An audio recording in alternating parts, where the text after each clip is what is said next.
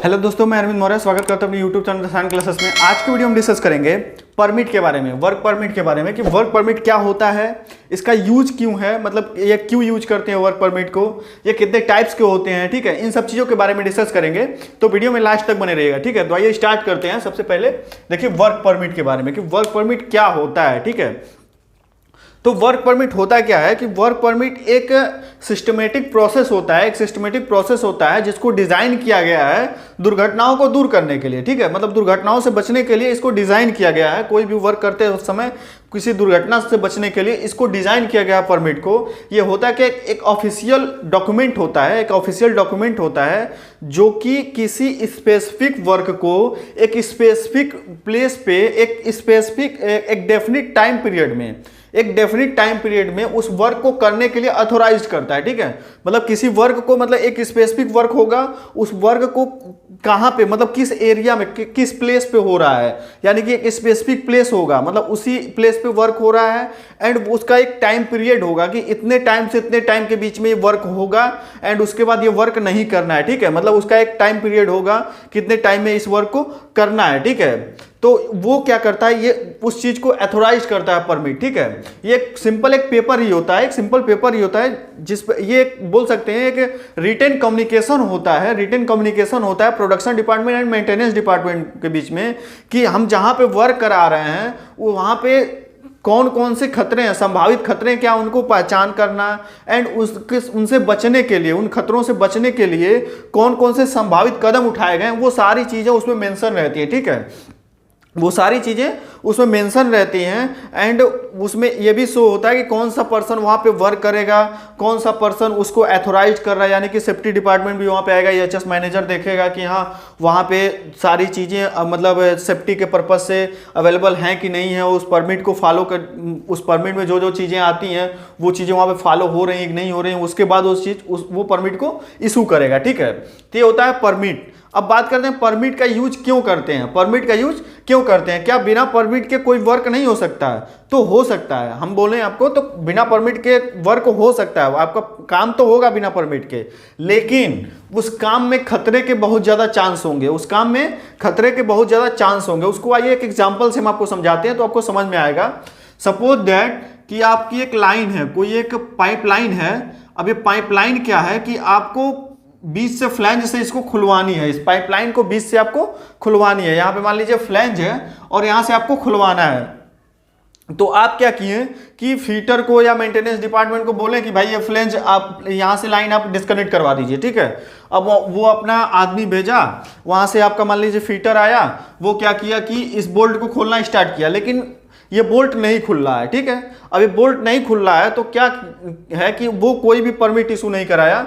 अब वो बोल्ट नहीं खुल रहा है तो क्या करेगा, जो फीटर है वो फीटर क्या सोचेगा कि चलो एक बोल्ट है इसे हम कट कर देते हैं। क्या करेगा, वो सोचेगा कि हम एक बोल्ट कट कर देते हैं और आप ध्यान ना दें, या तो आप सोचें चलो विदाउट परमिट 5 मिनट का काम है हम करवा लेते हैं इसको, ठीक है। तो आप इस बोल्ट को क्या करेंगे, वो क्या करेगा, कट करेगा। अब कट करने पे वो कुछ भी ध्यान नहीं दिया, उसको अपने काम से मतलब है कि हाँ उसको केवल बोल्ट कट करना है, ठीक है। और वो सोच रहा है कि कुछ नहीं होगा इससे। अब यहाँ पे कुछ नहीं ध्यान दिया रहा है कि इस लाइन में क्या है, कैसा मटेरियल है, फ्लेमेबल है, क्या है, कोई चीजें नहीं, ये लाइन अर्थिंग से कनेक्ट है या नहीं है, सराउंडिंग में इस लाइन के जो मतलब सराउंडिंग में क्या चीजें हैं, कहीं कोई फ्लेमेबल मटेरियल या कोई चीज ऐसी, मतलब कोई चीजें हैं क्या नहीं है, वो कुछ नहीं ध्यान दे रहा।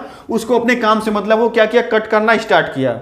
अब सपोज दैट मान लीजिए वो कट करके अपने काम में सक्सेस हो भी गया कि चलो वहां पे कुछ नहीं हुआ, बाय द वे कुछ नहीं हुआ, आपका काम सक्सेस हो गया, लेकिन क्या ये सही तरीका है? क्या ये खतरे का चांस नहीं है?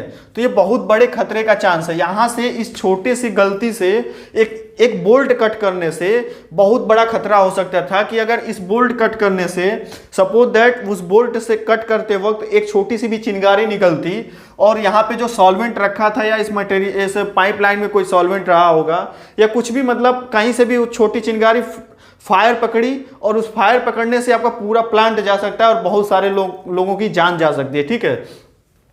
तो इसके लिए क्या किया जाता है, परमिट का यूज होता है। अब परमिट का काम क्या होता है, देखिए परमिट यूज करने से आपका जो काम होगा वो काम डिले होगा, मतलब जो भी कार्य करवाना होगा आपको उस कार्य में डिले होगा। 5 मिनट का काम वो आधा घंटा 1 घंटा लगेगा, लेकिन वो काम सेफ्टी के साथ होगा, वहां कोई भी खतरा नहीं होगा, ठीक है। अब इसी काम को करवाने के लिए, ठीक है, अब इसी फ्लैंज को खुलवाने के लिए आप क्या करेंगे, वो फीटर आपको बताएगा नहीं खुल रहा है, या तो वैसे भी खोलना है तो उसको कोल्ड वर्क तो चाहिए ही चाहिए, लेकिन अगर उसको कटिंग करनी है तो कटिंग करने के लिए तो आपको हम बताएंगे परमिट में कई टाइप्स के परमिट होते हैं, अभी आपको हम आगे बताएंगे। तो जैसे कटिंग, वेल्डिंग, ग्राइंडिंग ये सब हॉट वर्क में आती है, ठीक है। तो अब क्या है कि आपको कटिंग करानी है तो आप पहले इसको परमिट इशू कराएंगे, तो पहले तो आपको आइडेंटिफाई करेंगे किस टाइप का वर्क है, किस टाइप का वर्क है। तो आप आइडेंटिफाई कर लिए कि चलिए हॉट वर्क है।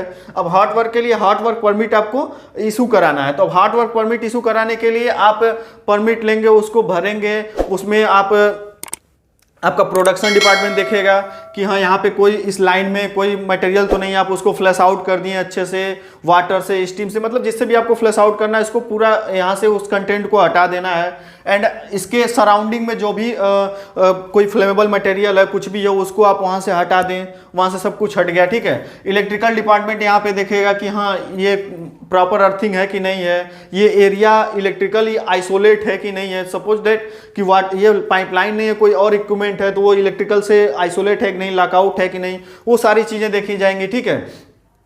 उसके बाद सेफ्टी डिपार्टमेंट इसमें देखेगा कि हाँ यहाँ पे जो वर्क हो रहा है, यहाँ पे सेफ्टी प्रिकॉशन को फॉलो किए जा रहे हैं कि नहीं। जैसे मान लीजिए यहाँ पे कोई फायर एक्सटिंग्विशर रखा गया है कि नहीं रखा गया है, कोई रनिंग लाइन, मतलब यहाँ पे एक फायर एक्सटिंग्विशर होना चाहिए, जैसे डीसीपी, CO2 कुछ यहाँ पे रखा, उसका सिलेंडर होना चाहिए।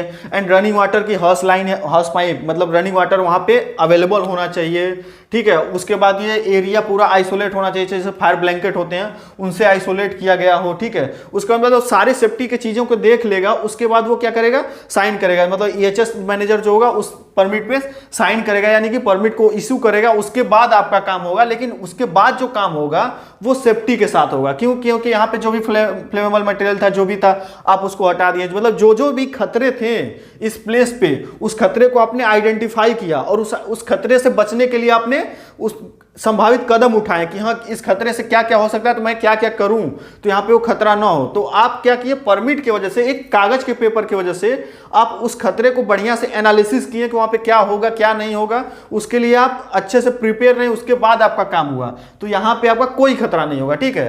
तो ये परमिट का यूज होता है, इसलिए परमिट का यूज करते हैं, ठीक है। अब बात करते हैं परमिट कितने टाइप्स के होते हैं, ठीक है। टाइप्स ऑफ परमिट के बारे में बात कर लेते हैं। किसके बारे में? टाइप्स ऑफ परमिट के बारे में। टाइप्स ऑफ परमिट, ठीक है। परमिट कितने टाइप्स के होते हैं, तो हम इस वीडियो में वही परमिट के बारे में डिस्कस करेंगे जो काफ़ी इंपॉर्टेंट हैं, जो कि सबसे ज़्यादा यूजफुल है, मतलब सबसे ज़्यादा इंडस्ट्रीज में यूज किए जाते हैं परमिट, उनके बारे में डिस्कस करेंगे। तो 5 टाइप के परमिट के बारे में डिस्कस करेंगे जो मोस्ट इंपॉर्टेंट है। पहला जो है hot work permit, hot work permit, ठीक है। एंड जो सेकेंड है वो है cold work permit, cold work permit, या इसको जनरल वर्क परमिट भी कहा जाता है, जनरल वर्क परमिट भी कहा जाता है, ठीक है, वर्क परमिट, ठीक है। एंड जो थर्ड होता है वो होता है हाइट वर्क परमिट, वो होता है height work permit, height work permit, ठीक है।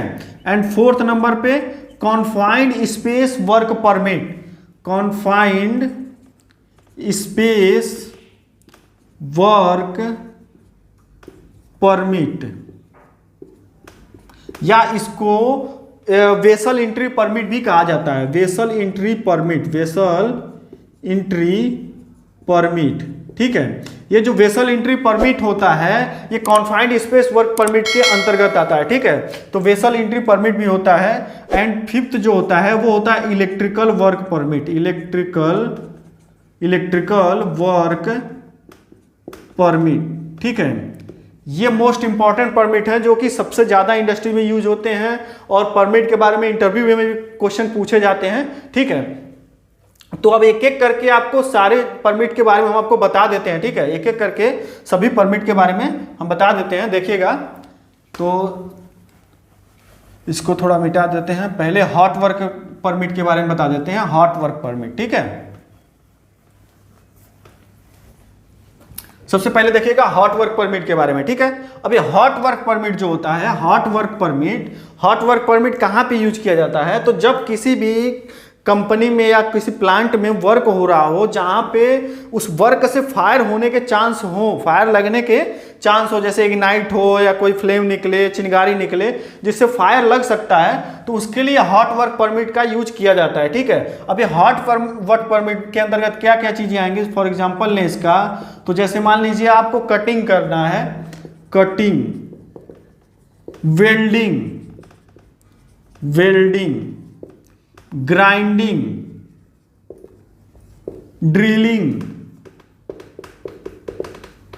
ईटीसी। ठीक है, अगर ये सब चीजें इस टाइप के वर्क करना है, जैसे वेल्डिंग करना है, कटिंग करना है, ग्राइंडिंग करना है, ड्रिलिंग करना है, तो उसके लिए आपको हॉट वर्क परमिट होना आवश्यक है। ठीक है, तो जब हॉट वर्क परमिट होगा तो आप ये काम करवाएंगे तो क्या करेंगे, इसमें इंस्पेक्शन कराएंगे, मतलब जो क्यूसी डिपार्टमेंट होगा, जो सेफ्टी डिपार्टमेंट होगा यानी कि एचएस मैनेजर, वो आपका इंस्पेक्शन करेगा कि जो एरिया में, जैसे मान लीजिए कहीं पे आप वेल्डिंग करा रहे हैं, तो वेल्डिंग कराने के लिए जब हॉट वर्क परमिट आप इशू कराएंगे तो वहां पे इंस्पेक्शन होगा कि जहां पे आप वर्क करा रहे हैं या जिस इक्विपमेंट पे वर्क करा रहे हैं वो इक्विपमेंट क्लीन है कि नहीं क्लीन है, उस इक्विपमेंट के सराउंडिंग में कोई मटेरियल ना हो, मतलब फ्लेमेबल मटेरियल ना हो, वो इक्विपमेंट इलेक्ट्रिकली आइसोलेट हो। ठीक है, वेल्डिंग करा रहे हैं तो वो जो इक्विपमेंट है वो अर्थिंग से कनेक्ट होना चाहिए। ठीक है, एंड वहां पे फायर एक्सटिंग्विशर अवेलेबल होना चाहिए, like DCP, CO2 and running water available होनी चाहिए, रनिंग वाटर की जो हॉस पाइप होगी वहां पे अवेलेबल होनी चाहिए। ठीक है, तो ये सारी चीजें वहां पे अवेलेबल होनी चाहिए, प्लस वो जो एरिया होगा जहां पे वेल्डिंग होगा वो एरिया फायर ब्लैंकेट से आइसोलेट होना चाहिए। ठीक है, तो ये सारी चीजें ध्यान देने के बाद आप वर्क स्टार्ट करेंगे तो आपका कोई भी खतरा नहीं होगा, मतलब कोई दुर्घटना नहीं होगी, यानी कि आप दुर्घटना को से दूर हो गए, दुर्घटना को दूर कर दिए। ठीक है, तो इसके लिए आपको हॉट वर्क परमिट की आवश्यकता होती है। ठीक है, अब सेकेंड नंबर पे जो होता है, सेकेंड नंबर पे वो होता है कोल्ड वर्क परमिट। क्या होता है? कोल्ड वर्क परमिट, या इसको आप जनरल वर्क परमिट भी बोलते हैं, वो आप लिख लीजिएगा। ठीक है, तो कोल्ड वर्क परमिट, अब कोल्ड वर्क परमिट के अंतर्गत क्या आता है? कोल्ड वर्क परमिट के अंतर्गत जैसे आपको कोई पंप एक जगह से दूसरे जगह ले जाना है, ठीक है, वर्क ऑन लिख दे रहे हैं, वर्क ऑन पंप। ठीक है, आपको कोई पंप एक जगह से दूसरे जगह ले जाना है, कोई पाइपलाइन फिटिंग करानी है, कनेक्ट लिख नहीं रहे आप, ऐसे लिख लीजिएगा, जैसे कोई पाइपलाइन कनेक्ट करवानी है, डिस्कनेक्ट करवानी है, तो उसके लिए आपको कोल्ड वर्क परमिट होना चाहिए। कोई फ्लैंज खुलवाना है, कोल्ड वर्क परमिट चाहिए। एंड कोई वाल्व चेंज कराना है तो उसके लिए आपको कोल्ड वर्क परमिट होना चाहिए। या कोई कहीं पे पेंटिंग का काम चल रहा है, पेंटिंग करवाना है तो कोल्ड वर्क परमिट, इंसुलेशन कराना है तो कोल्ड वर्क परमिट। ठीक है, तो इस सब चीजों के लिए कोल्ड वर्क परमिट की आवश्यकता होती है। इसमें कुछ चीजें ध्यान दी जाती है, जैसे मान लीजिए पंप एक जगह से दूसरे जगह आपको हटाना है, या पंप पे काम करना है, या लाइन पे काम करना है, तो जैसे पंप पे करेंगे तो आपको पंप का कनेक्शन लॉकआउट होना चाहिए, इलेक्ट्रिकली लॉकआउट होना चाहिए। जैसे आप लाइन में आप काम करें, कोई पाइपलाइन डिस्कनेक्ट कराना है तो पाइपलाइन में कुछ होना, जो मटेरियल हो उसको फ्लश आउट होना चाहिए, तो ये सब चीजें ध्यान दिए जाते हैं। ठीक है, एंड थर्ड नंबर पे जो आता है वो आपका आता है height work permit, height work permit. ठीक है, अब हाइट वर्क परमिट जो होता है इसमें एक क्राइटेरिया होता है, देखिए क्या होता है, 1.8 मीटर। ठीक है, 1.8 मीटर, या कहीं कहीं पे ये 2 मीटर वैल्यू होती है, 2 मीटर। तो 1.8 मीटर या 2 मीटर की हाइट पे आपको वर्क कराना है, या उससे ज्यादा हाइट पे वर्क कराना है तो आपको हाइट वर्क परमिट की आवश्यकता होती है। ठीक है, उस समय आपको हाइट वर्क परमिट इशू कराना होगा। ठीक है, अब इसमें क्या चीज, मतलब खतरों को, संभावित खतरों को दूर करने के लिए इसमें क्या कदम उठाते हैं हाइट वर्क परमिट के लिए? तो इसके लिए क्या करेंगे, जैसे जो भी पर्सन वर्क कर रहा है हाइट पे, उस पर्सन क्या वो ट्रेंड है हाँ हाइट पे वर्क करने के लिए, मतलब वो ऐसा तो नहीं हाइट पे उसे डर लगता हो। ठीक है, तो वो ट्रेंड होना चाहिए। एंड जो वर्क कर रहा है तो इसका फोल्डिंग जो है वो अच्छे से वहाँ पे लगी होनी चाहिए। ठीक है, प्रॉपर तरीके से। एंड वहाँ पे खड़े होने के लिए उसको जगह होना चाहिए, रेलिंग होनी चाहिए। ठीक है, और वो safety belt, most important safety belt जो है वो अच्छी तरीके से वो पहना है कि नहीं पहना, उसको एक जगह पे कहीं फंसाया है कि नहीं फंसाया है ठीक तरीके से। ठीक है, तो ये सब चीज़ें होना आवश्यक होता है। ठीक है, तो ये हाइट वर्क परमिट के अंतर्गत आता है। ठीक है, तो इस वीडियो में केवल इतना ही। अब नेक्स्ट वीडियो में जो 2 टाइप्स के और परमिट बच गए हैं जैसे कॉन्फाइंड स्पेस वर्क परमिट या बेसल एंट्री परमिट जो है और इलेक्ट्रिकल वर्क परमिट, तो उसको डिस्कस करेंगे। उसमें